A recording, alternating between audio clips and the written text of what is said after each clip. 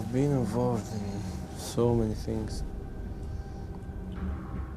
I've been lighting up not candles, Molotov, wheels on the street, burning them in the demonstration,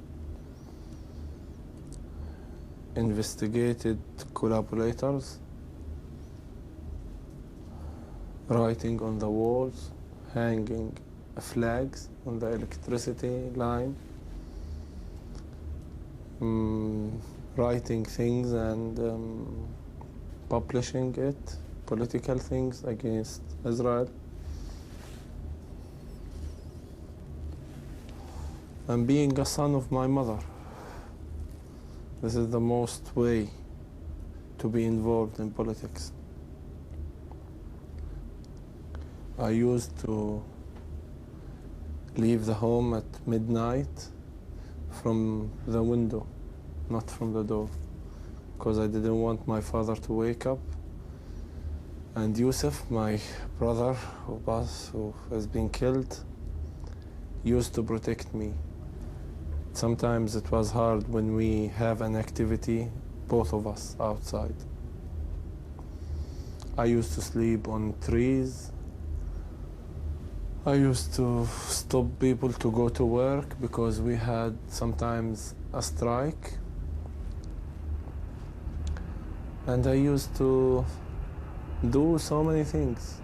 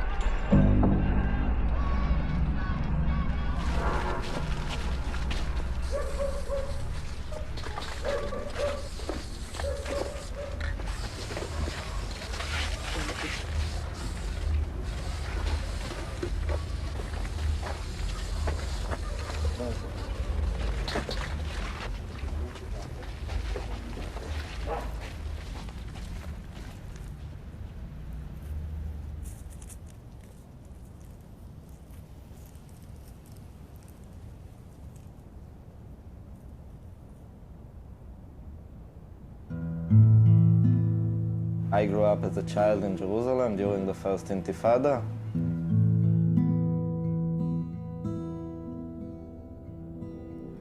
So I had the chance to view some of the conflict from very close.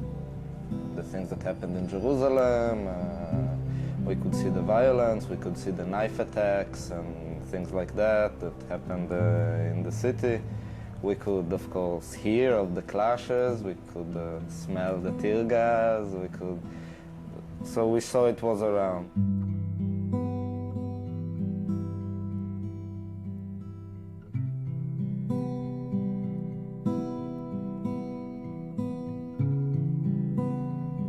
But I must say that when you grow up in Israel, even if in Jerusalem that is so close, then you don't really see the conflict.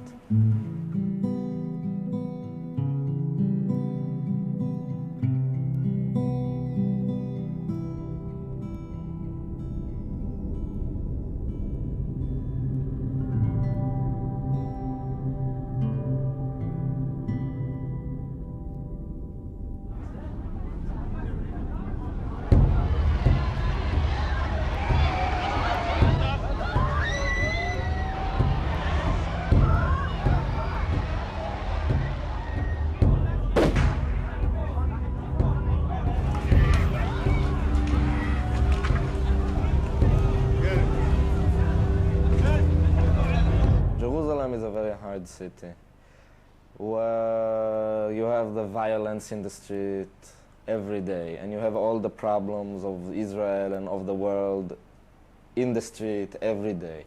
Not only Israelis and Palestinians, but also rich and poor, religious and secular, Ashkenazi and Sephardi, everything, all the time, present in the street. And when you grow up in such an atmosphere, you learn very quickly that the best way to deal with problems is not to deal with them at all.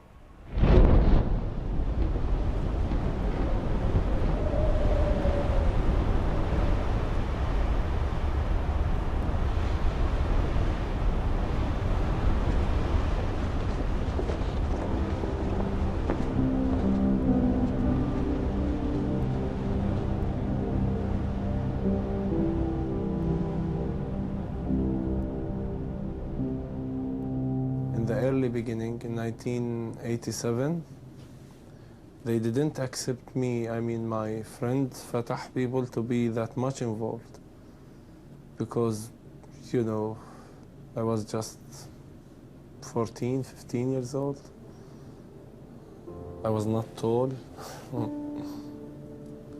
And yeah, I was crazy enough to get killed many times. I've been wounded a few times. And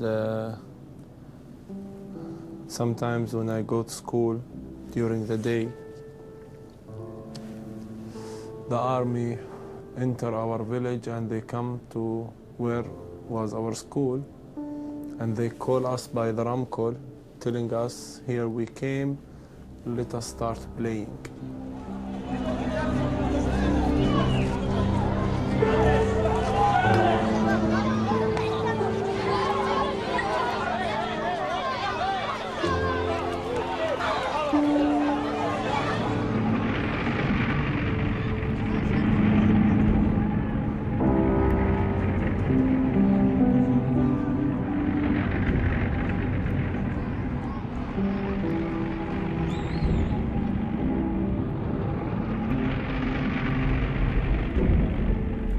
I've been throwing stones, I never thought I will damage this tank, because it's crazy if you think about it.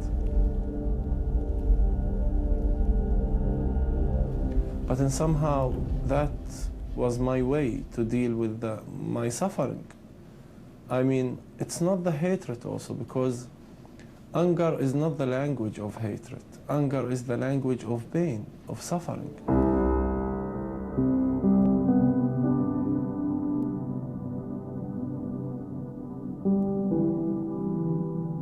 So when people are angry, and when people lose everything to live for, they don't care. They don't care about their life.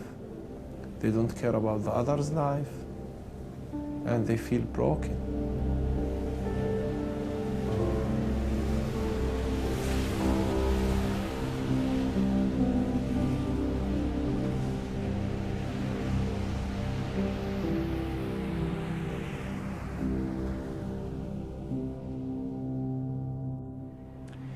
If you want to be a good Israeli, if you want to be like anybody else, if you want to belong, you have to go to the army. And then, what do? And I don't think it's not by accident that you have today much more suicides in the army than before. You always had a lot because you always had this pressure, but I think now there is more. In Israel, people expect from you to go to the army.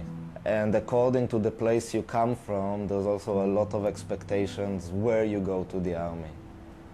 Like I was feeling when I was growing up that it's very, very clear for everybody that I'll go to combat service and I'll go to, well, the best combat service I can go to. And also, you know, the way we live. My grandfather was 30 years in the army. My father was a soldier. My uncle was a soldier. My other uncle was a soldier. My other grandfather fought in 48 and was very badly wounded. And you live inside that all the time. And I remember when I was 17 and 18, towards the end of school, I really, really wanted to go to the army. Not big ideals, not to defend Israel, not to save the Jews, but I wanted to be a part of this adventure. And yeah, very much, very, very much.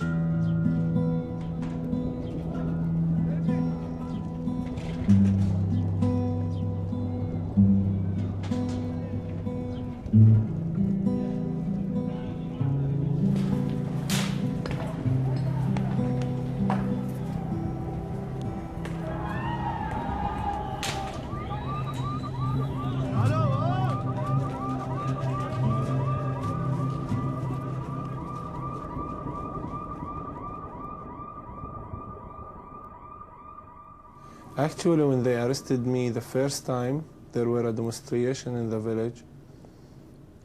In the land day, we have a land day, a specific day in the year, which is for the land. So we demonstrate.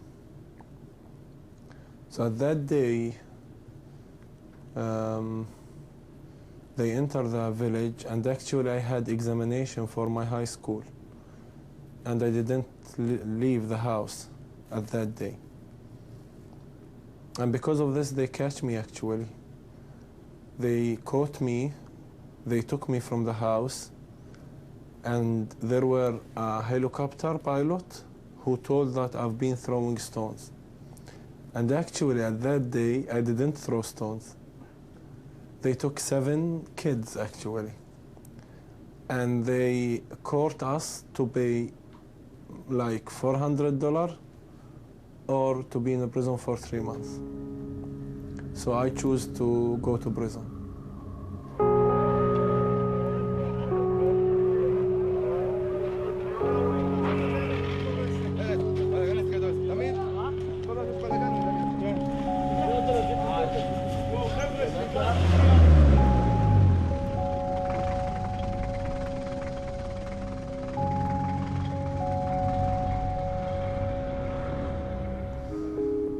I decide not to pay because I don't want to give Israel more money to buy weapons against my nation.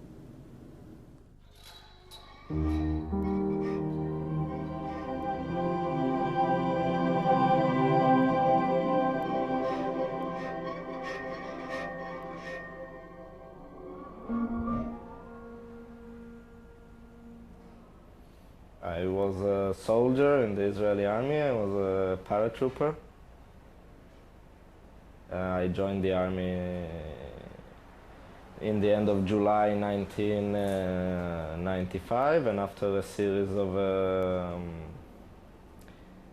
tests and trials, I joined the paratroopers unit, where I did my service until 1998.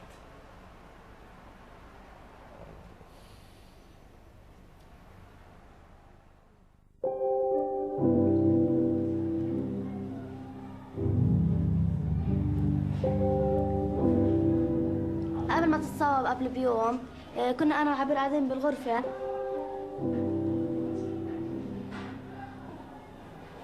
نحكي أنا وعبير شو بدنا نطلع. عبير كانت تطلع مهندسة وأنا دكتورة.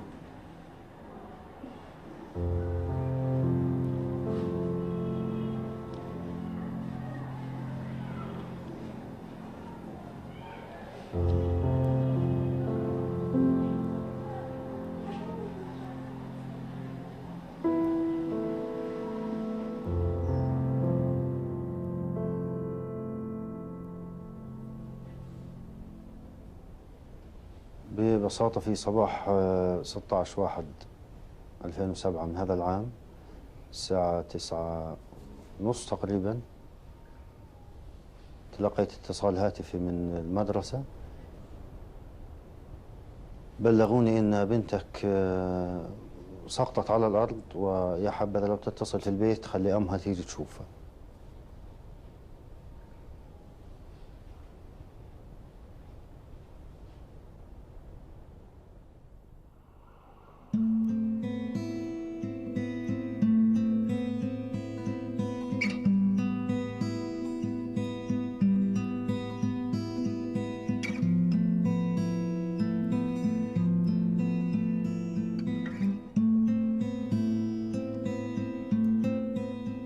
My name is Elik El-Hanan, 29 years old,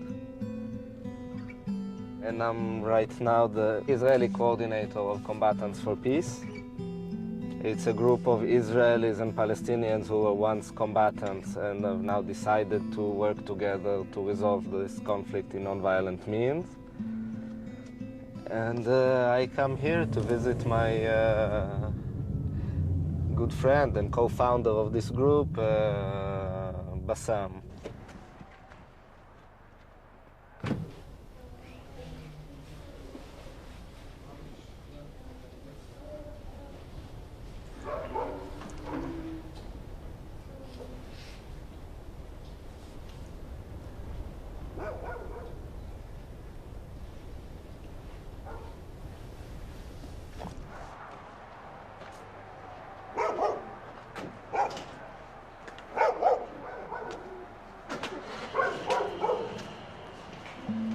Bassam is a very good friend.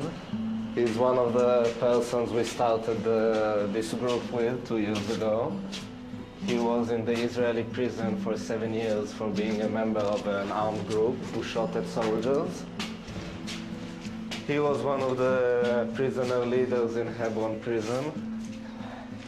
About 35 days ago, his daughter was murdered about 500 meters from here in her school by an Israeli police officer. She was shot in the head by a rubber bullet.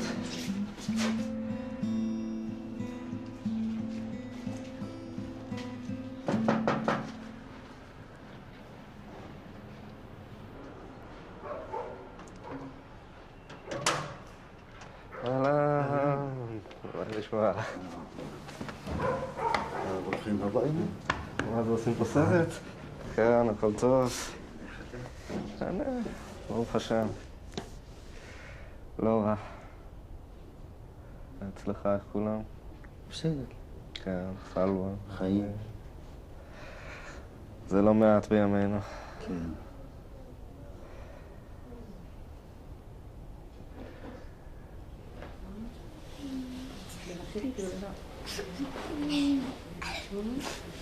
בקשר לחקירה, את האמת, אתמול הייתי מפחד להתקשר לעורך דין.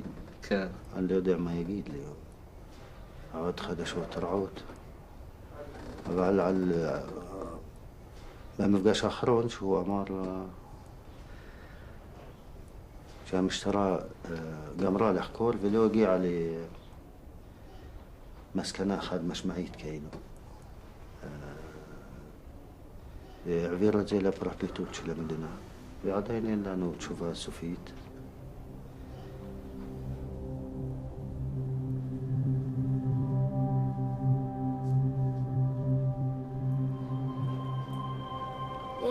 كان هو ضعيف. جندي هو.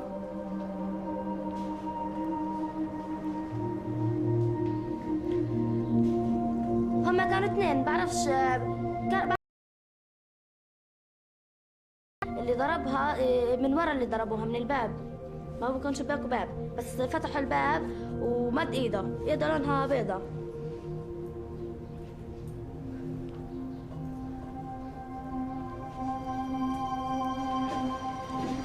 احنا بعد ما طلعنا صارت تحكي لنا عبير في غاز كثير وفي كنابل صوت، يعني احنا صارت تحكي لا نروح على المدرسة أأمن. فجينا بدنا نتخبى.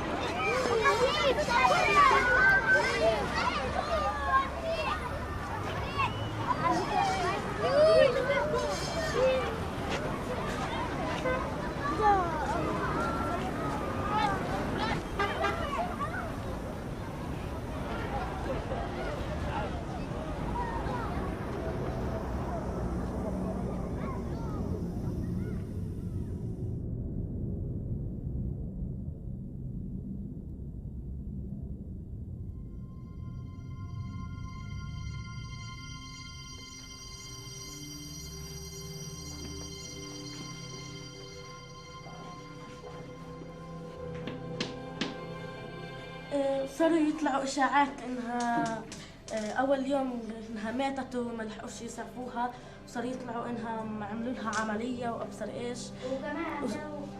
وكمان كانوا يطلع عنها إشاعات إن هي دبت حالها، قال كانت فوق على الصخرة وهي دبت حالها، أو أبوها ضربها، يعني أبوها اللي قتلها، أو هي ضربت حالها حجر.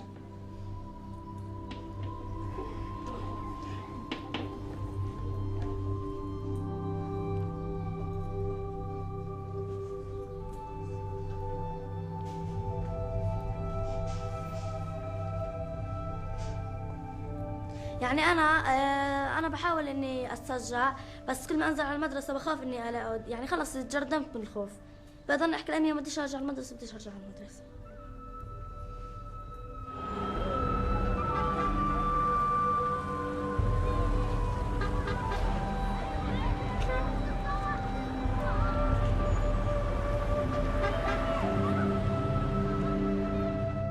أنا بحب إني أحكي لهم لو ضلهم يقتلوا فينا واحد واحد قدام عيون أمياتنا ومعلماتنا، رح نضلنا ندافع عن فلسطين، ما رح نتركها.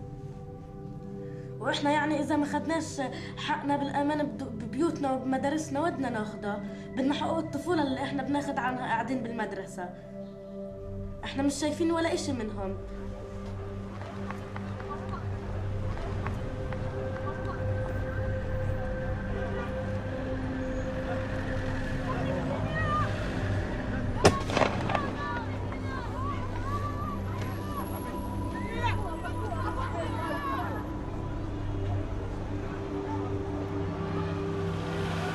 أنا أعرف كيف ينظر هؤلاء الجنود إلى أطفالنا وبناتنا، على اعتبار أنهم أهداف، أعداء أو أولاد أعداء.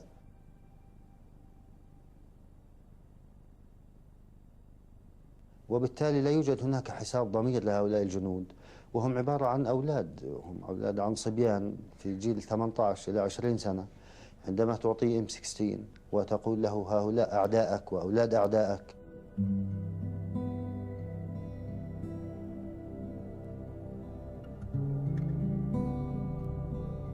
عندما لا يدرك أنهم أولاد أصلا، هو يتعامل معهم على أساس أنهم أهداف ومشبوهين وأعداء كما قلت.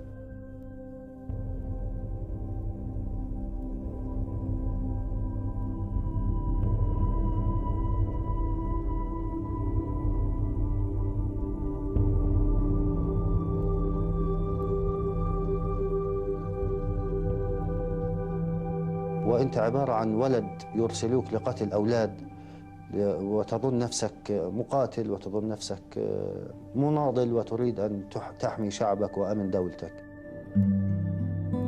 وفي النهاية تتحول إلى قاتل ومجرم من حيث لا تدري.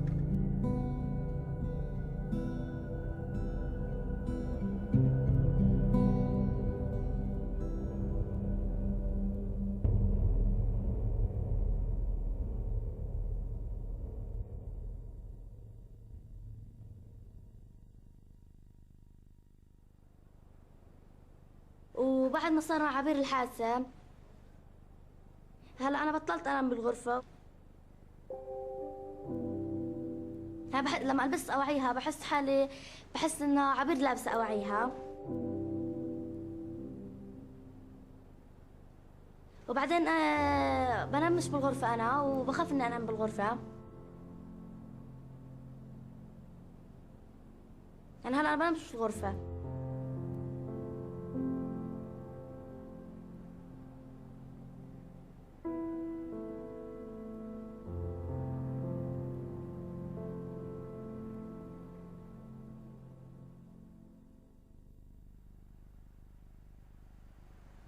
I was a bit disappointed with my mother because she told me not to go, but I did go, and she was still happy and proud and everything,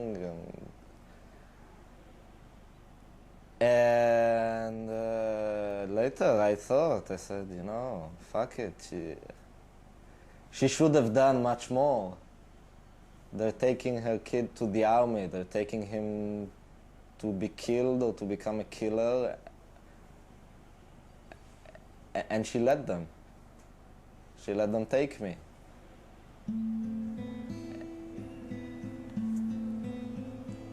her grandfather lost 40 kilos from his weight and pulled out teeth not to go to the army.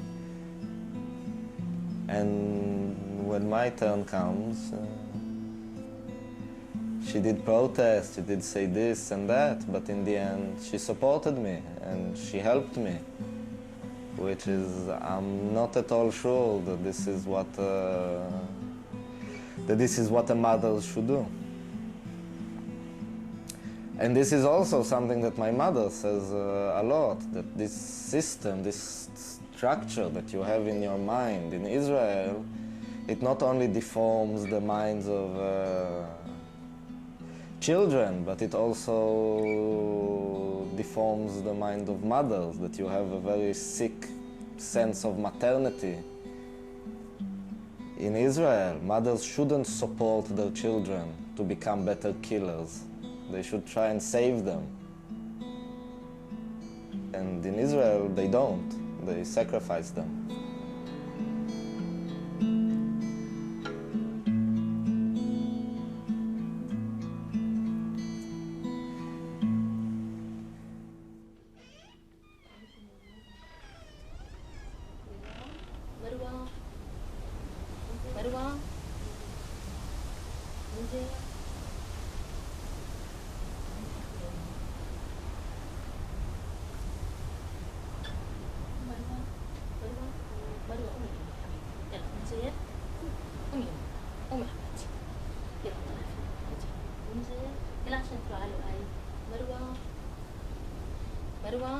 مروة يلا عشان تقومي على لؤي ماما. مروة يلا عشان تروح على زيارة لؤي. مروة يلا يلا قومي يلا. منذر يلا يلا عيط حبيبي عيط يلا قوم قوم. مروة يلا خلص قومي قومي امي.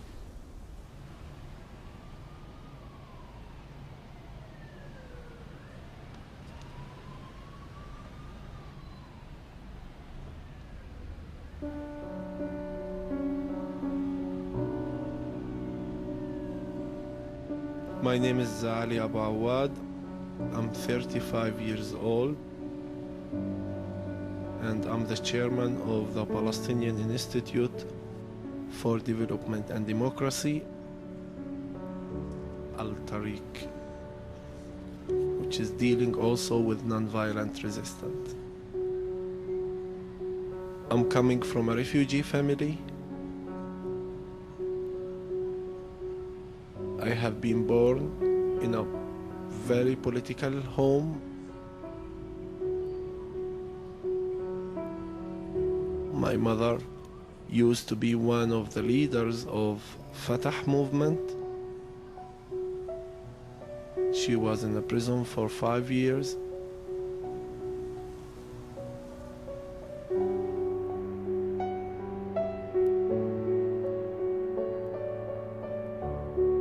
When my mother got arrested for the first time, I was 10 years old.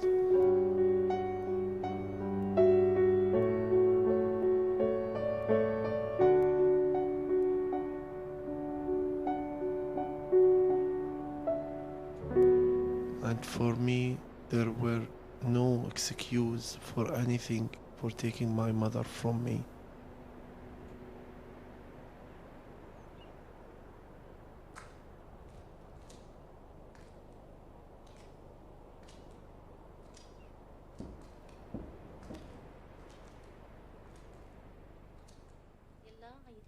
يلا قوم قوم. مروة يلا خلص قومي قومي امي.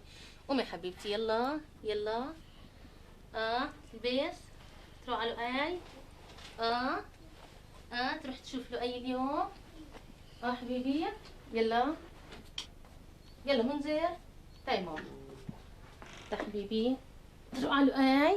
تروح تزور لؤي. تلبس.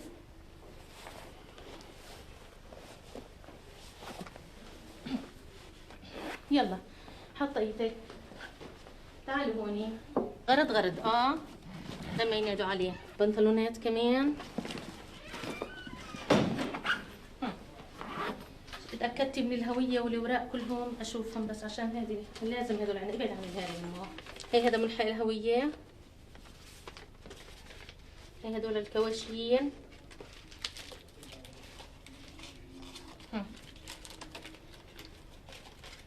تذاكر بنت عمك معي كمان.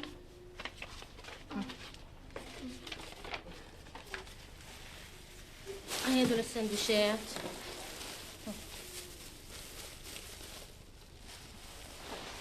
مسكين الشنطة هاتي، هذه هيك حطيها، يلا ضبيها عشان ما تضيعش منك بالك. ايوه خلص اطلعوا يلا يلا تعبوا سكن زيت. تعالوا اي سلموا عليك كثير. هاي امي يلا حبيبتي يلا مع السلامة. سلموا علي.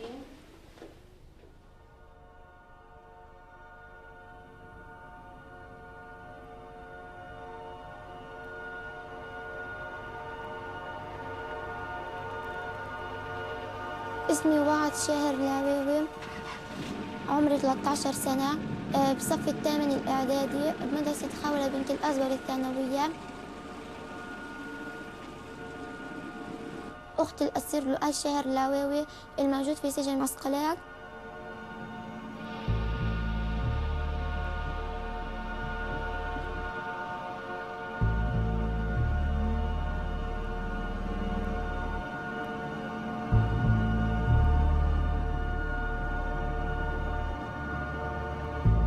بنفيق الساعة 3 أو 4 الصبح، بنلبس أنا وأخوتي الصغار، وأبي بياخدنا على دار عمي، بناخد بنات عمي الصغار وبنروح على الصليب الأحمر.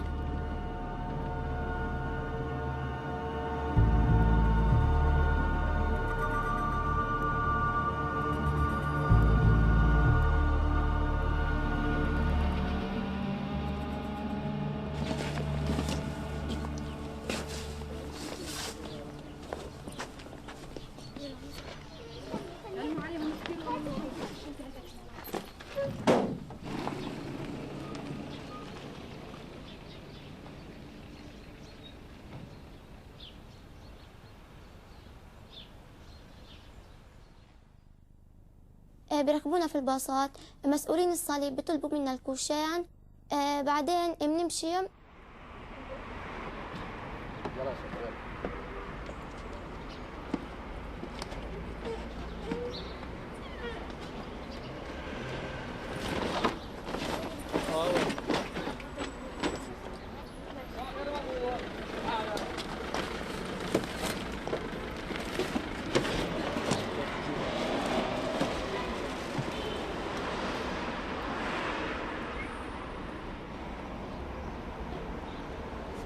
صباح الخير.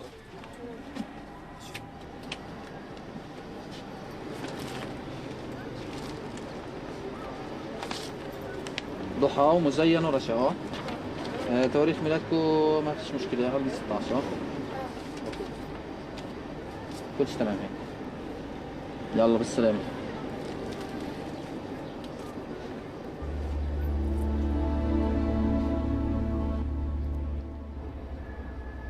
هم عندهم بس الأطفال اللي تحت 16 سنة بيزوروا.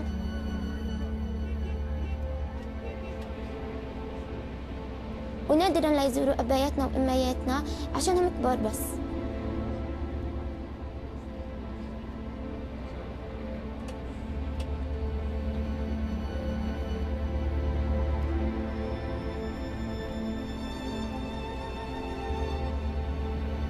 ولما تفتشنا برضه بنشلح توابنا الخارجية، وبعدين بيكون بإيديها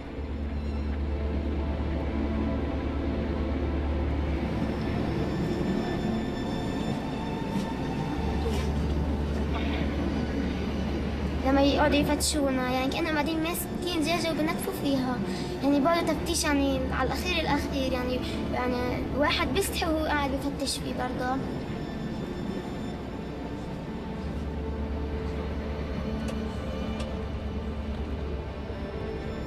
حتى احنا لما ندخل بعرفش ليش بيمسكوا علبة المعطر، أو أول ما ندخل طوالي بيرشوا علينا، بس ليش ما نعرفش.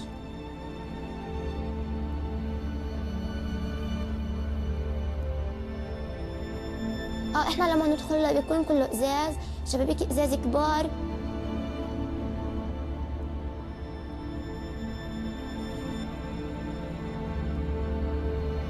بعدين الزيارة بتكون هي ساعة إلا ربع، أوقات بتكون نص ساعة، أوقات بندخل بيرنوا جرس الإنذار وعندهم كلاب هون بيقيموا من الجنازير وبفلتوهم على الأسرى عندهم، بصير كل الأسرى يصرخوا.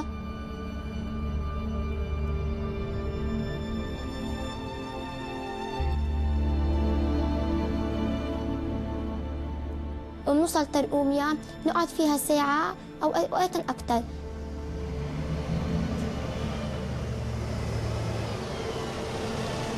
كنا يوم نوصل ترقوميا يوقفونا عند رعاة الغنم، عند التراب، عند الرمل والحصمة، ونضل ساعات كتيرة.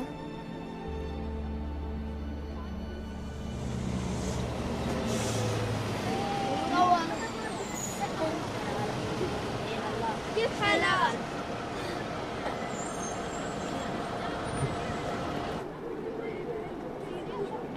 انت وين رايح؟ وينك تروح؟ عسقلين. وين؟ على عسقلين. شو تسوي؟ نروح نزور.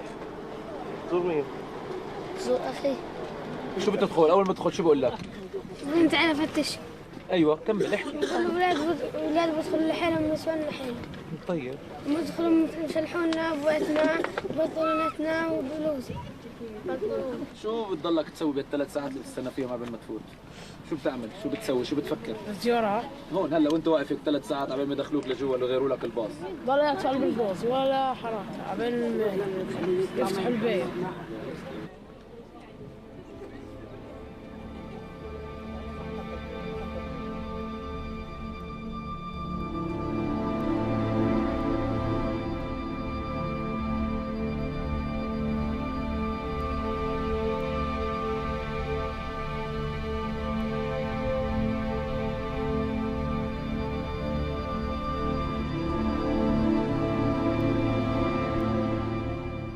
فيها من الساعة 6 للساعة 10 أو 11 أوقات بعد الظهر لنستنى يجي دورنا في باصات اليهود وبعدين بيركبونا فيهم.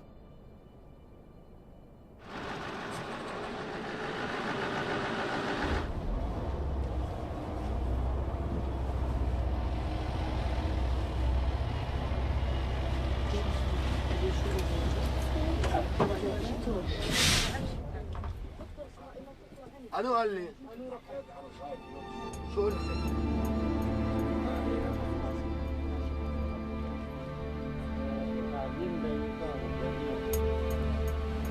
لما نكون ماسكين إخوة الكبار بحس حالي عمري أكثر من 17، بكون علي مسؤولية كبيرة.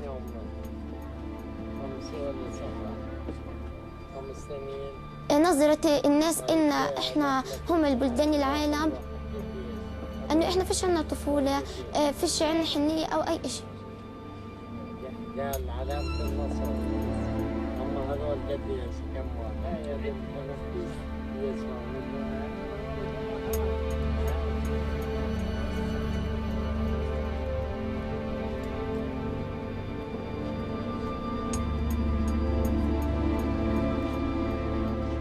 طبعا بفقد من طفولتي، لانه من نشوف اطفال العالم الواحد بيحب يحس انه عنده طفوله.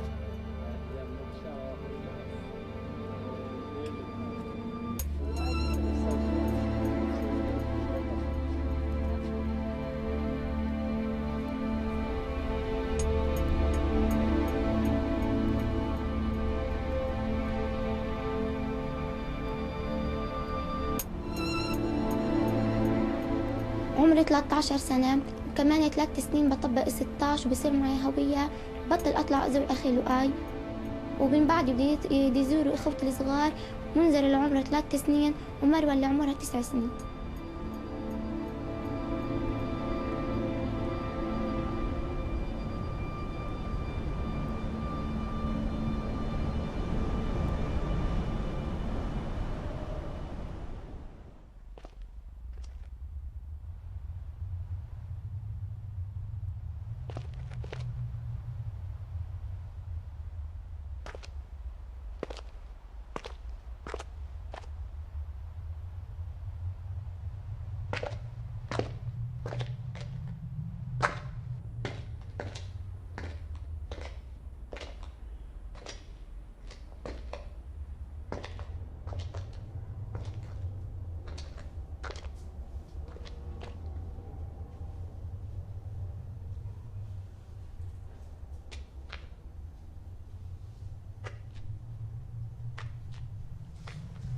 This is the worst one. Yeah, my place was like this. I can't lay down. You just can't lay down.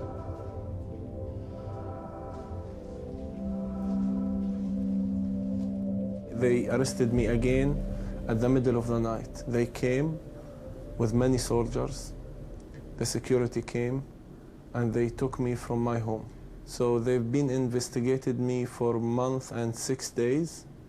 I was standing from 7 morning until 5 evening under the sun, and they do my hands like this and they cover my head, and twice a day they've been investigated me for 1 hour, beating me, laying me down while my hand down there, and putting a chair on my stomach and sitting on the chair, and beating me by their shoes on my face. And many Palestinians get killed in this investigation, many of them. So after the investigation, they court me to be in the prison for 10 years. And they wanted information about my mother, which I never, to say something against your mother, they're just crazy. Then he promised me to be 10 years in the prison. And he told me, if you give us information about her, you will help her, because she's suffering like you in the investigation. And actually my mother spent 65 days in the investigation. This is terrible. And they put you in a place when you sleep, which is just 1.5 meters and 1 meter. All day standing in this. Can't sit normally. Standing all like this.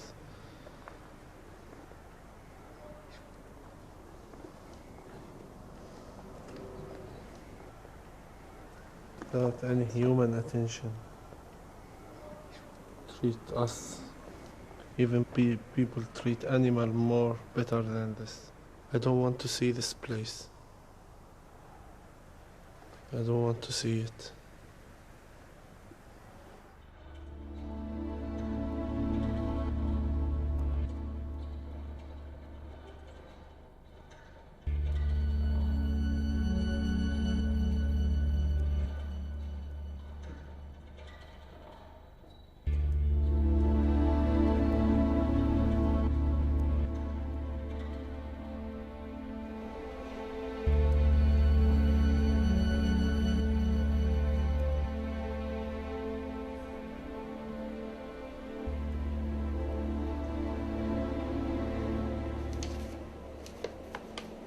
When I was in the occupied territories, like the feeling was, what am I doing here? I am not protecting anybody. I'm just sitting and waiting for politicians to do something. And definitely we didn't feel that we're protecting the settlers. We felt that the settlers are a huge problem. We felt that they put us and everybody else in danger because they sit there in the middle of the Palestinians, and we have to sit around them and protect them. Now, some of us saw it like that. Other people saw it differently. But a lot of us saw it like that, What the fuck are we doing here? Why do they have to sit there, and why do we have to go there and protect them? In places like Hebron and that, there the feeling is very, very strong.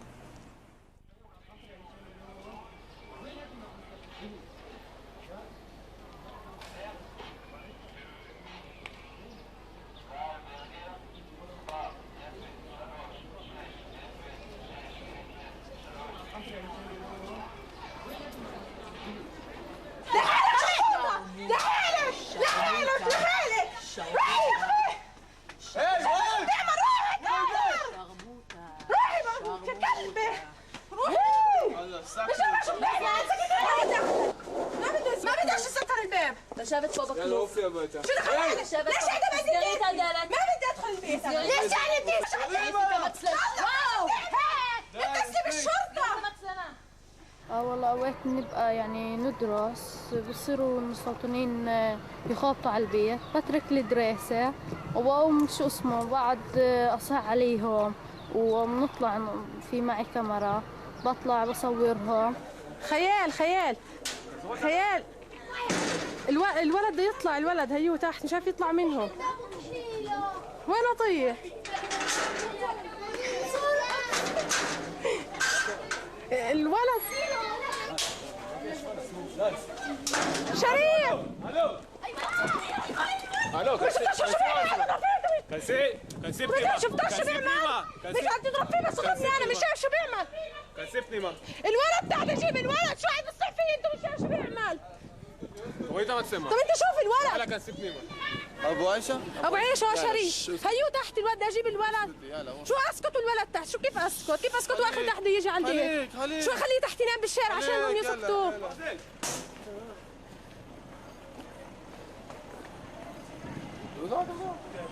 مش شايفه هو يلطخ حجاري من برخ مرة بس عم يصح فيي انا. ايوه طب يلا روح جيب الولد هيو تحت. شو اسكت انت؟ اني متى طب يلا روح جيبه. اني متى بالبزه. طب يلا روح جيب الولد. اني متى بالبزه يلا. شوف الولد هي هجم عليه.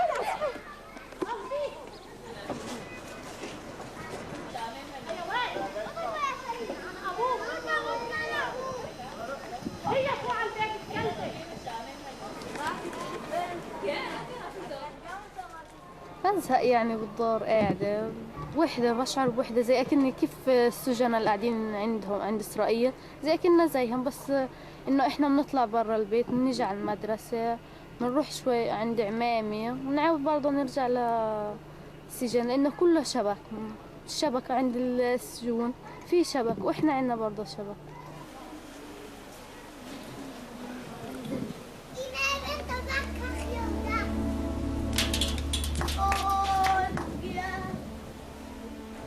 You see this white car? That's the house to the right with 2 floors. The IDF code name for the house is the cage house.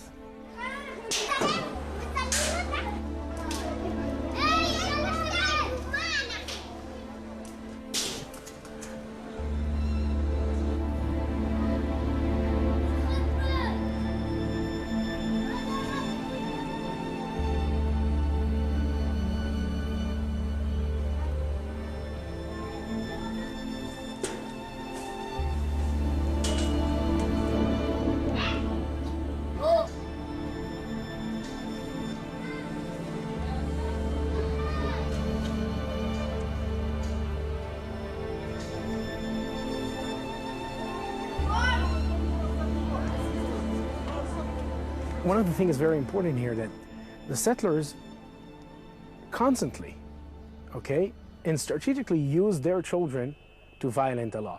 Because children under 12, the age of 12, have no criminal responsibility. So if there is, as an example, a Palestinian house or a shop that they want to take down, so you'll see, you know, all the time the kids will come and break the walls, break the shops down. If, you know, every time that Palestinians will walk near the settlement or something, they will get stoned. احنا بنعدي من التربة هون لأنه كثير بنواجه صعوبات من الجيش لما نعدي من طريق ثانية، لأنه كل الطريق هذه بتواجه كثير يعني جيش، إلا يا لاقي مستوطنين يا جيش، وإذا شافونا يا ولاد خلينا حجار يا بيض، المهم يأذونا بأي طريقة. كثير بنشعر خطر إننا عشان أكبر منهم من الصغار، لأنهم الصغار إذا هجموا عليهم مش راح يسووا لهم إشي، أما الكبار إلا نضربهم أو هذا. لما يأذونا يعني بأي طريقة بيأذوا فينا يعني.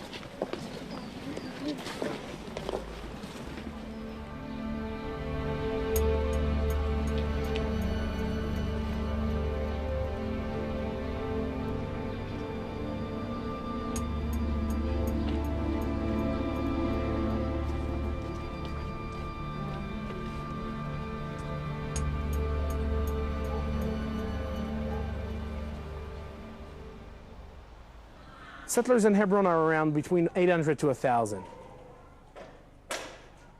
And that's in the heart of a city of 166,000 Palestinians. So I think as a concerned Israeli, what should concern us is how come in a place where we have almost one security forceman per one settler, the law is not being enforced. How come? כן, אני ישראלי, ודאי. אתם צריכים לעמוד מאחורינו, אתם לא יכולים לעמוד מלפנינו. למה? זאת הבקשה של המ"פ שלנו, של הקצין. אתם יכולים לעמוד שמה, אתם לא יכולים לעמוד. אז אתה יכול להגיד לו שכל עוד אין לו צו, אנחנו לא עושים את זה. לא, אין לו צו, זה לא חוקי. באמת. זה לא חוקי.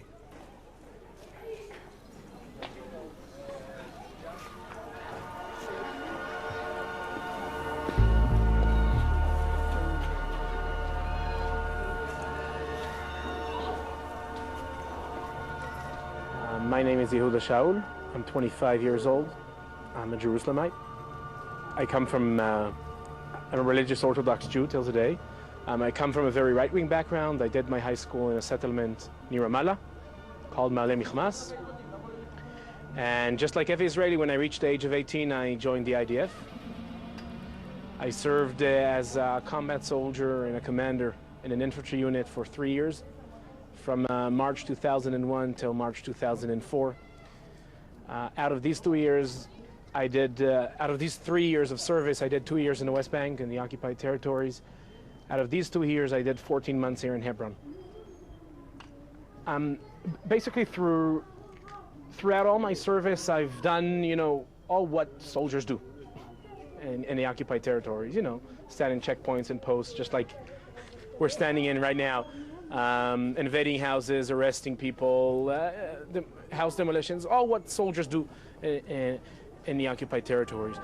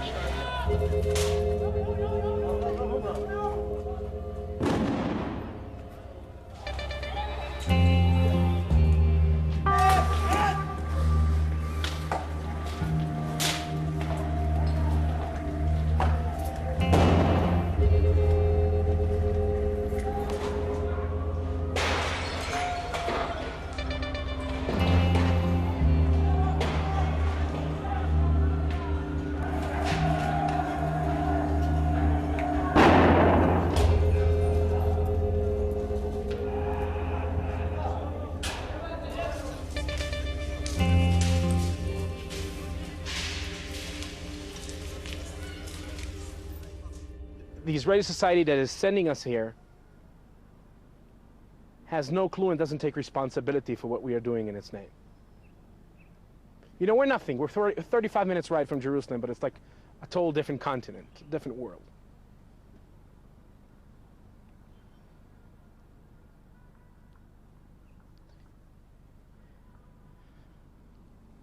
It's like this, it's like the secret agreement between soldiers and our society. We know there is some shit going back there, but please don't bring it back here. We don't want to hear about it. Leave it there, we don't want to hear about it.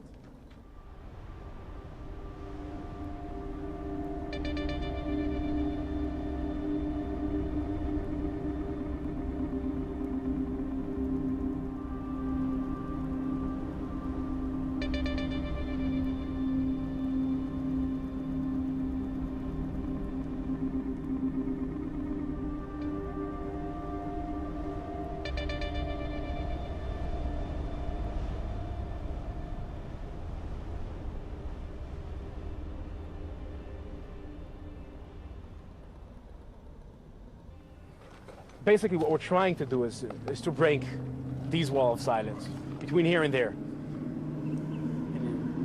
and to try to raise questions.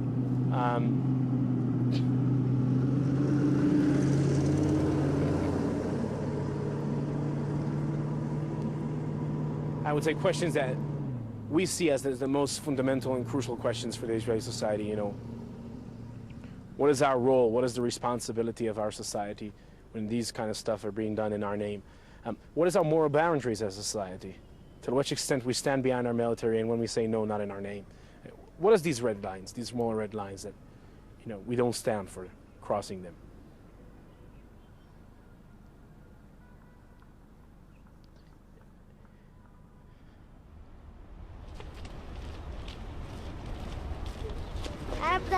يس.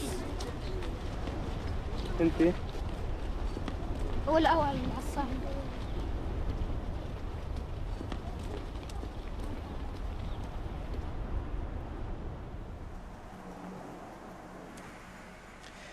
I look at the Palestinian children and I see them, and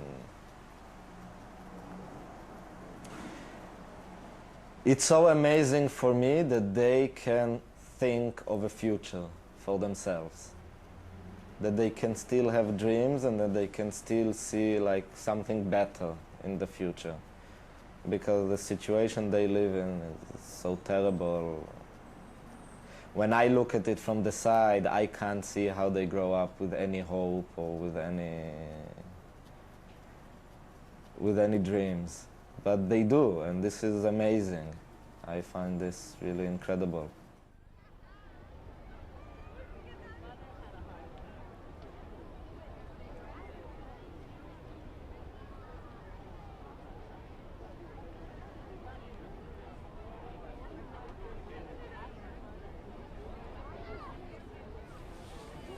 كسد.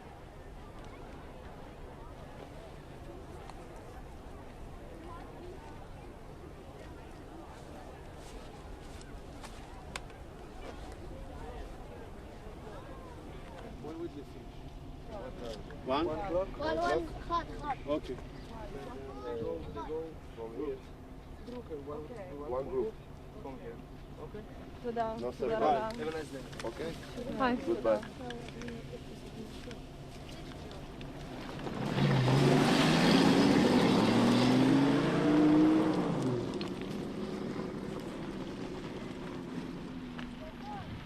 A noi è stato richiesto di venire ad abitare qui da parte di un'associazione israeliana, si chiama Tayush, israeliano e palestinese. Tayush significa insieme. Hanno chiesto di stare qui perché le violenze erano quotidiane, a loro serviva qualcuno che potesse stare qua e potesse testimoniare queste cose, quindi portare delle prove agli avvocati israeliani che aiutano queste persone tramite fotografie e filmati. يلا يا ولاد وماشي بالسيارة. مرات بيضربوكم ومرات بيهجموا عليكم. كثير بقوا يضربونا. المستوطنين بضلوا بدهم يضربونا المستوطنين.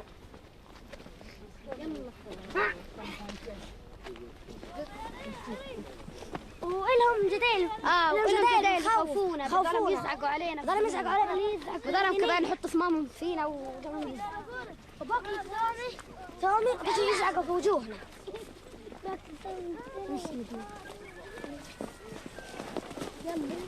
في بعد مرات بيبقوا بعد جدروا عنا يبقوا مخمرين. مخمرين بيبقوا مخمرين. Quindi la scorta dall'ultimo pestaggio in poi viene fatta dall'esercito. La cosa è molto paradossale, appunto, perché l'esercito non è qua per proteggere i palestinesi o per svolgere funzioni di autorità civile, ma per proteggere i coloni. Quindi cosa succede? Succede che l'esercito si trova a scortare le persone che dovrebbe opprimere. قبل 6 سنين بقينا نمرق من الارض بحالها بس لما انه صارت الانتفاضه بطلوا يمرقون من هنا. الحين إن 3 سنين حطينا محامي صار مرقنا مع الجيش. والمستوطنين حطوا محامي وقال انهم ما يمرقون. الجيش ما وراه. طب انتوا بتحاولوا تدافعوا عن حالكم لما يهجموا عليكم؟ نعم نحمل دنوس. احنا بنقدرش نحمل ولا عيش انتين كذلك يعني. احنا بنبقى ندافع عن اخوتنا الصغار يعني هم الصغار. كيف بتدافع عنهم؟ نمسكهم نبقى نصايح نمسكهم. كيف يعني بتخبيهم نخبيهم عادي هم بيعرفوا الاولاد الصغار انهم بيقتلونا بيمسكونا من ورانا. نلقطهم هيك بيمسكوا هاي مثلا هذا الكبير وانا الصغير بيمسكوا هالزاي بيبقوا يزعقوا ورانا. احنا نبقى ندافع عن حالنا وعن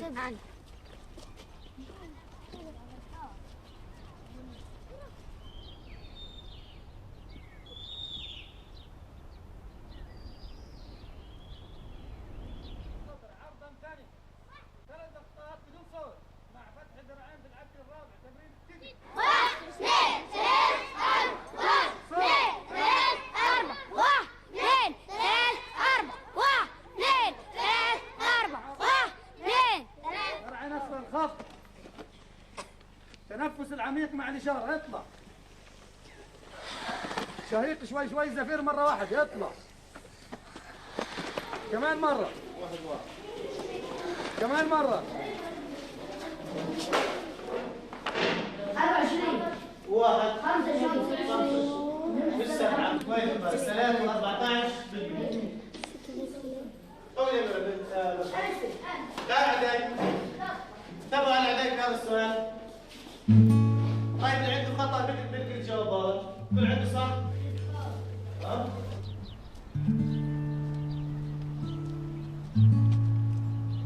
متأخر؟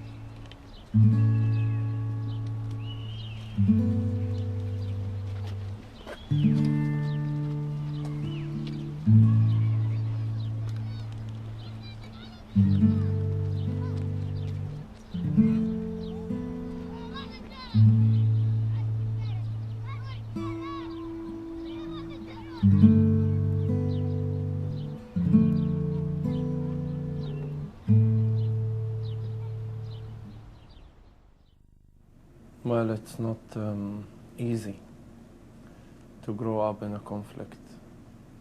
It's not easy to lose your land and to become a refugee. It's not easy to feel strange while you are living in your homeland because you don't have any authority, you don't have any control, even for your daily life and also for your dreams.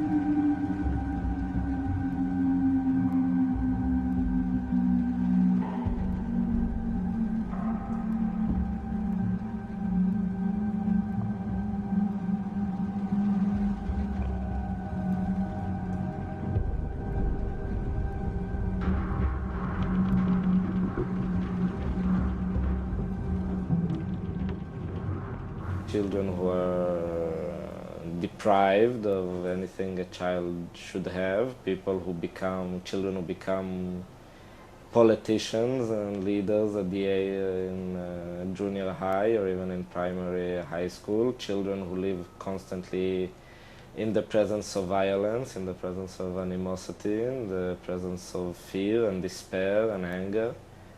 I don't see people. This is a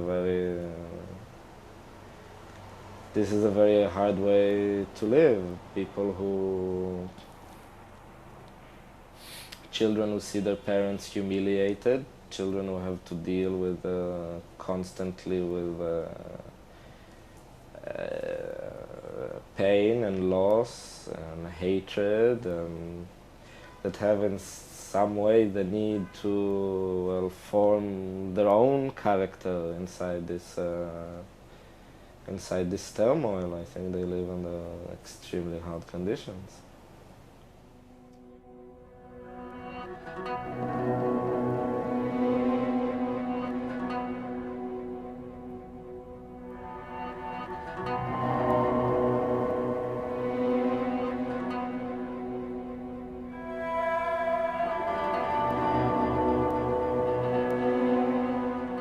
أنا زكريا زبيدي من سكان مخيم جنين. لاجئ في فلسطين المحتلة عام 67. الأصل من كساريا، فلسطين المحتلة عام 48. مواليد مخيم جنين. إذا بدك تحكي عن مسألة الطفولة والمسائل زي يعني بما يتعلق بالطفولة، الطفل كأطفال متباقي بالمخيمات في الداخل وفي الخارج.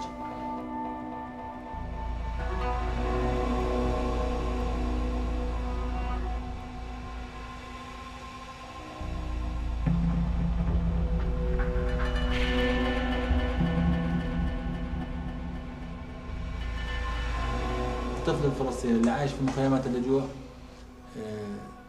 بأخذش حقه التعليمي والثقافي زي أي طفل موجود في العالم. هاي هو المسألة.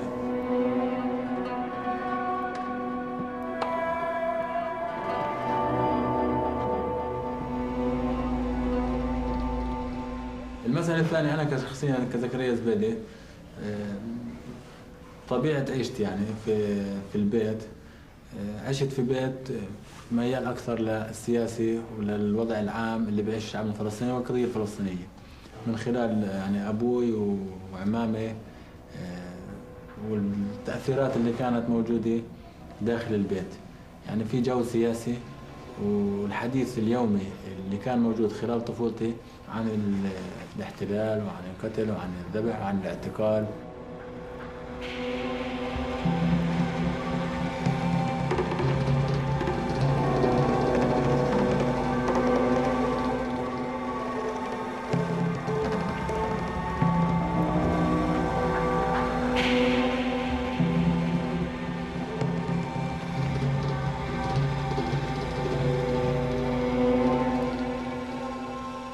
دخلنا في الانتفاضة الأولى.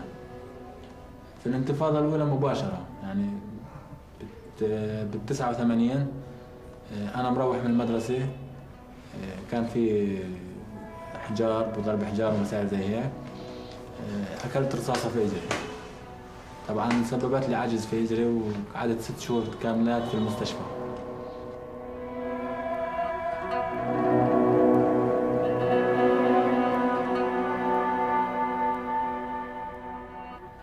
فصارت الناس تيجي على البيت عندنا وسلامتك وصار يعني كبرت، أعطوني حجم أكبر من حجمي، يعني خلوني مقاتل كبير وتصاوب بعجل ومسألة زي هيك.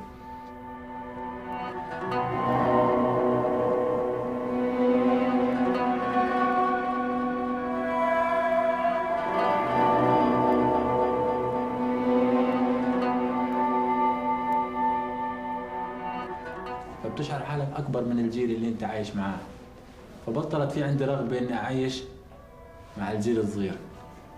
ليش صارت العلاقات بيني وبين الكبار، فالطفولة انتزعت. يعني أول انتزاع من الطفولة كانت المرحلة هاي. فلما بلشت أمشي مع الكبار مباشرة صارت وضع أمني وانتفاضة، وانخرطت في الانتفاضة بس مع جيل أكبر من جيلي.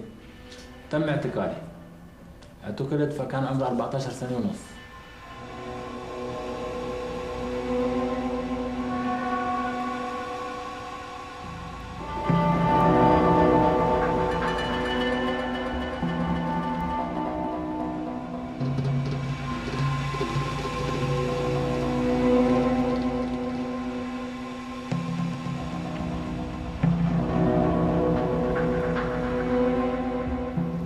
فشعرت حالي يعني انه انا مش زكريا صغير المفروض يكون في البستان، المفروض يكون يلعب على بسكليت، يكون بالحديقه، يكون مثلا يتعلم.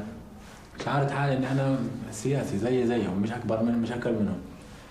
فمباشره صار عندك الطموح الكبير.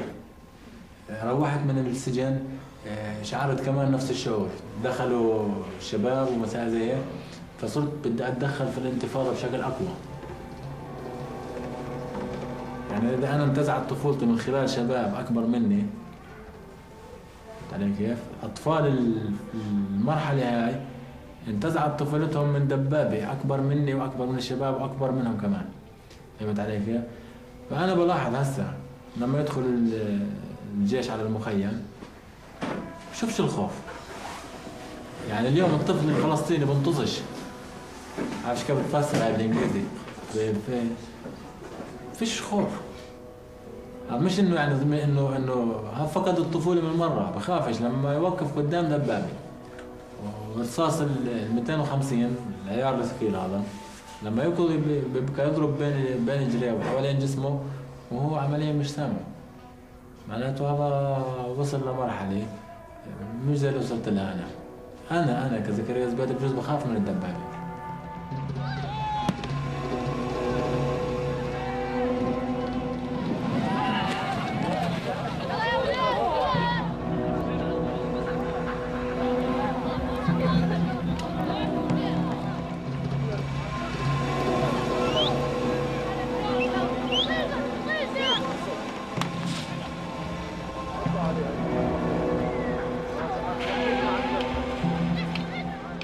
يعني احنا جيلنا اتضرر ودفع الثمن وانتزعت طفولته، ومقابل هذا الثمن، مقابل الثمن اللي دفعناه ما في سياسي حصد العمل او التضحية اللي قمنا فيها. فهمت علي كيف؟ السلطة تطلع على الجيل اللي طالع هسه، جيل قادر انه يعطي اكثر مني، اكثر من الجيل تبعي، لانه لما بنضرب عليه بال 250 بنطزش، هذا قادر انه يفوت تحت الدبابة يزرع فيها اللغم ويطلع.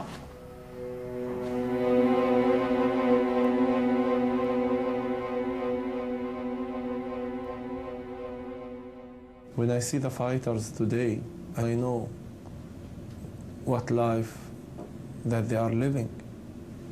And nobody giving them a choice even to switch to non-violent, because I talked to many Palestinian fighters and they told me, well, if we give up, can you secure our life? So I can't secure their life. It should come by an agreement. And this agreement should be done by giving Palestinians their own state, ending the occupation.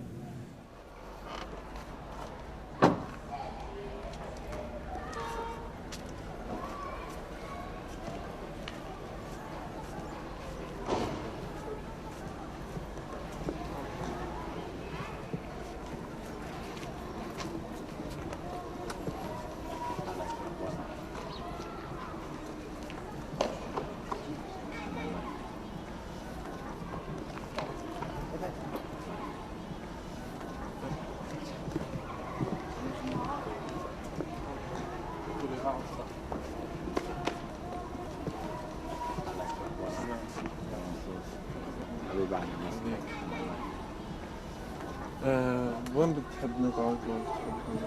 نشوف الشارع.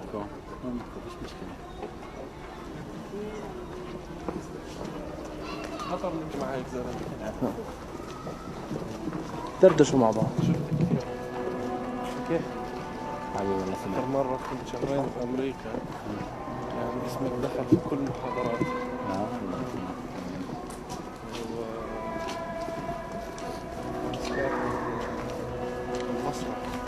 مشتغل بالمسرح. هو دباك ما لهمش ملجأ، يعني وين بروحوا؟ فهمت علي كيف؟ في فئة، فهمت علي، فئة من الأولاد والبنات، الفئة اللي بتعمل معها البرنامج مين؟ أي فئة، هون المشكلة. فهمت علي أنت كيف؟ يعني صح احنا مخيم جنين عايشين، مضبوط؟ معرض للمقاومة، معرض للاحتلال، معرض للقتل والذبح، ومعرض كمان لسياسة التجهيز.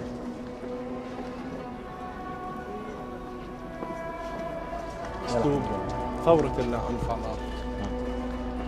شو رأيك في موضوع العنف؟ يعني هي المسألة إنه بدها تكون ثورة، المسألة مش محسوبة إنه عنف ولا مش عنف. طلع مسألة العنف مشكلة فيها، أنا بقول لك يعني مش إنه مشكلة بالعمل، في عمل فيه، بس بدك كيف تقنع الناس، كيف تقنع الناس إنه أنت ما تستخدم، يعني ما تستخدم سلاح. فهمت علي كيف؟ إلا في. هل هذا ممكن؟ أنا بالنسبة لي أنا مجرب.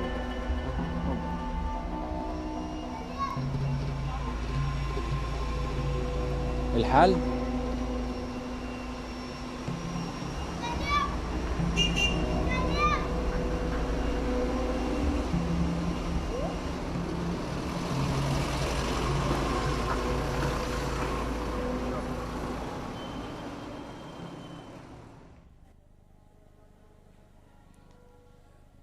زكريا زبيدي مخيم جنين، قائد كتائب شهداء الأقصى على مدار 7 سنوات الانتفاضة. خلال ال7 سنوات طلب منا أن نقدم تضحية للشعب الفلسطيني من أجل القضية الفلسطينية، من أجل استعادة الدولة الفلسطينية وحرية الشعب الفلسطيني.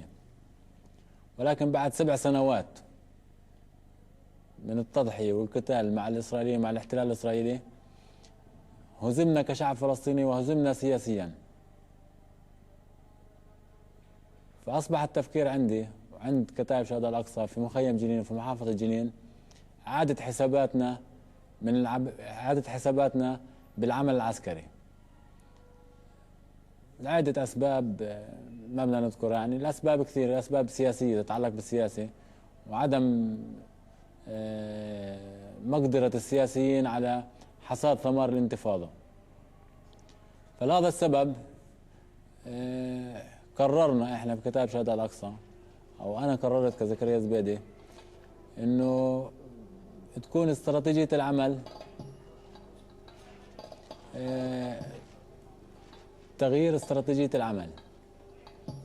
تغيير استراتيجية العمل شو مع الجيل اللي فقد التوعية والثقافة. فكان في تفكير وكان في حلم انه ايش، انه نخوض كمان ثورة او كمان مرحلة نضالية ثقافية.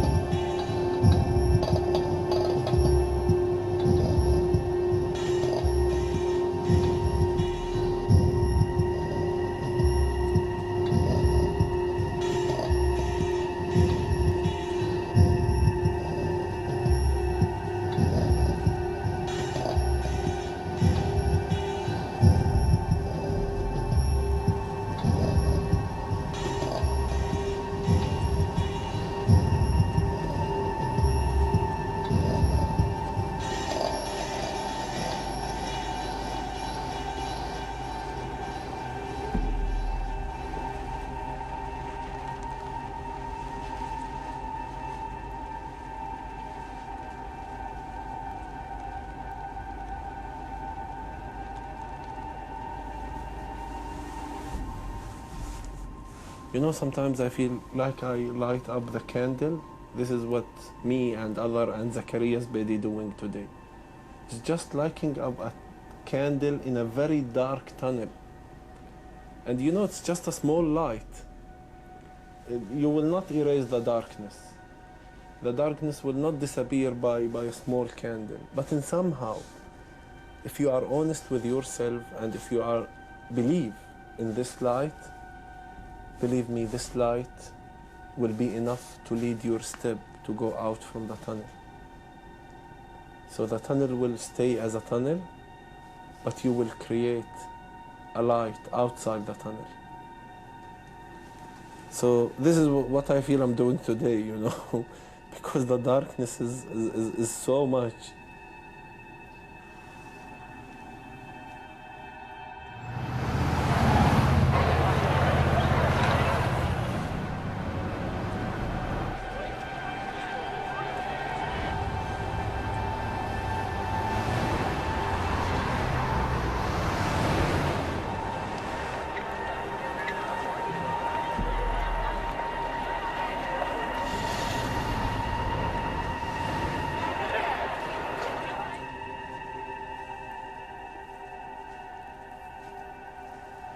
In a way, I had to make a realistic choice and not an idealistic choice.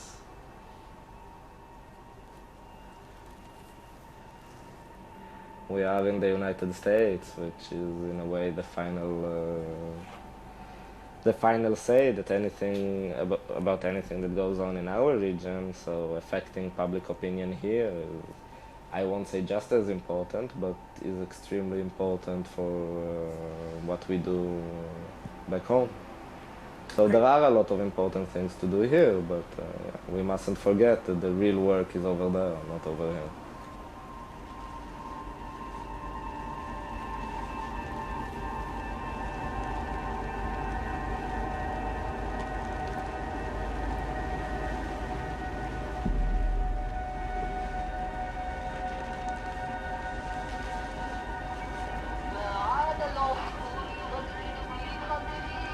In 16th of November 2000, my brother Yusuf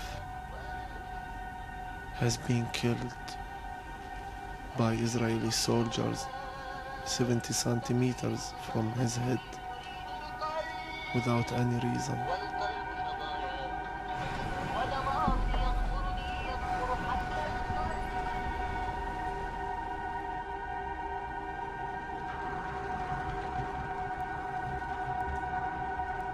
In 1997, I lost my sister in a suicide bombing in Jerusalem.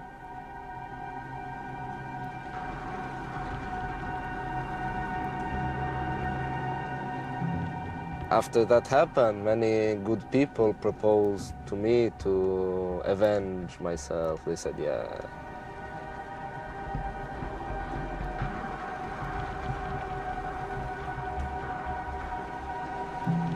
I didn't see how I can feel better very simply by killing somebody. I thought it's an extremely cheap price tag to put on the life of somebody just to substitute it with another body. How many people shall I kill to feel better? Killing somebody is returning back him. There is no revenge.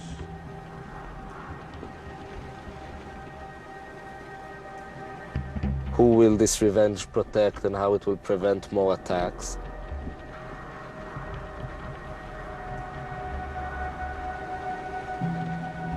I decided that I want to go out of this game and I don't want to participate anymore.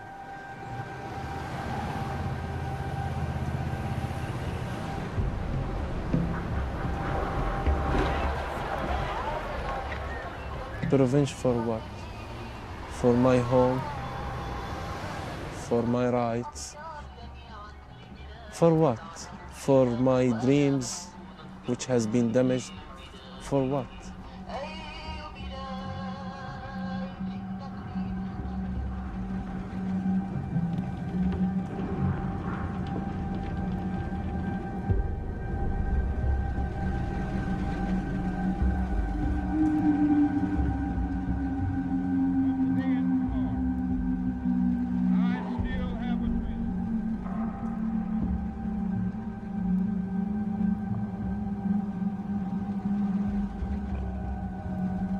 Dream is not that thing that we see when we sleep.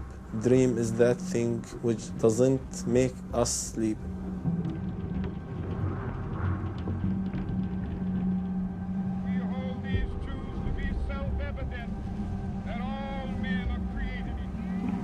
I do have dreams. I have a dream of being in a place where these kind of values will be unacceptable, the values that the army puts forward. A person who kills a child is a murderer and nothing more, and it doesn't matter where he comes from or why he did it, but he's a murderer and nothing more. And reaching this situation where Palestinians and Israelis, Jews and Arabs and everybody can stand together and that this will be the division. If you're with the military, with the violence, with the killing, or if you're against it. Reaching this position, for me this is a very big dream.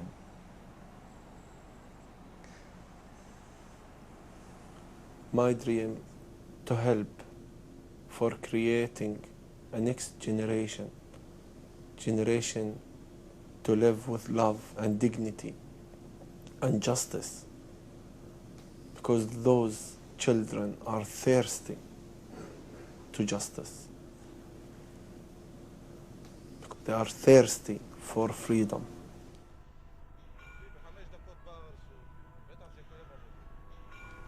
my dream to lead them there, to give them this gift. It is a dream deeply rooted in the American dream. Rise from the dark and desolate valley of segregation to the sunlit path of racial justice. Now is the time.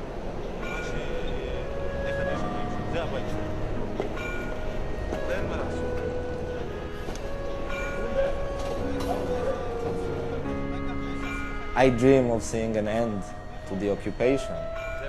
I dream of seeing an end to the struggle.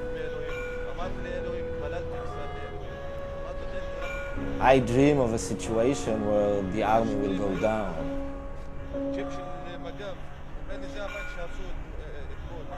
My 4 little children one day live in a nation where they will not be judged. My dream is to see the Palestinian children having a dream not to be involved in weapons and guns and stones, and I want them to dream. Gandhi said once that there is no way for peace. Peace is the way. When I've been to prison for 4 years, I learned about Martin Luther King.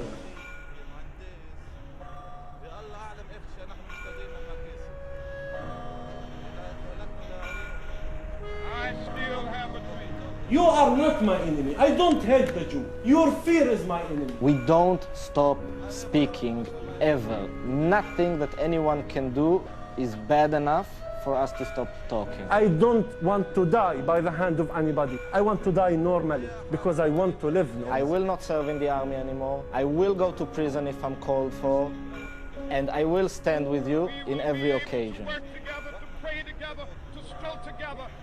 People see us and people feel the power that standing together and the talking together, saying the truth together can have in changing this situation. Because keeping quiet will not do, and standing alone will not work. Only together we can change something. And this is what I always say, this is what I always come to say. Thank you.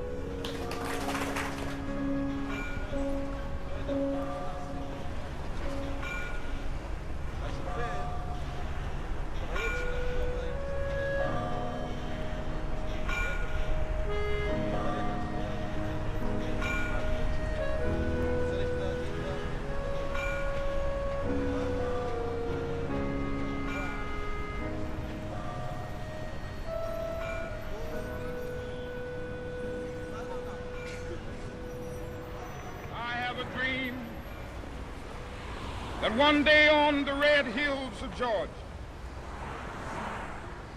the sons of former slaves and the sons of former slave owners